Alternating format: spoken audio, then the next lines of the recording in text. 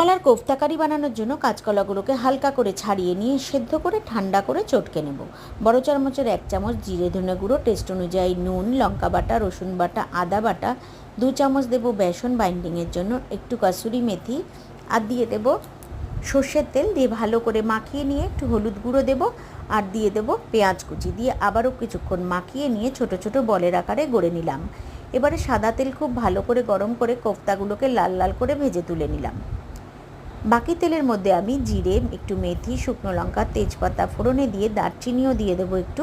সুন্দর গন্ধ বেরোলে পেঁয়াজ কুচি দিয়ে কিছুক্ষণ ভেজে নেব। তারপর একে একে রসুন বাটা, আদা বাটা, জিরা বাটা আর দিয়ে দেবো হলুদ গুঁড়ো।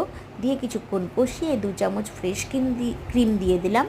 আর কাঁচা লঙ্কা বাটাও কিন্তু দিয়ে দেবো টেস্ট অনুযায়ী। দিয়ে ভালো করে কষিয়ে নিয়ে একটু চিনি আর স্বাদ অনুযায়ী নুন দিয়ে দেব, একটু কসুরি মেথি, একটু ঘি 2 চামচ দিয়ে দেব, জিরে ধনে গুঁড়ো ছোটো চামচে ভালো করে কষিয়ে নেব। নিয়ে জল দিয়ে কিছুক্ষণ ফুটিয়ে নিয়ে কোফতাগুলোকে দিয়ে আবারও কিছুক্ষণ ফুটিয়ে ঘি গরম মশলা দিয়ে নামিয়ে নেব কাঁচকলার কোফতা।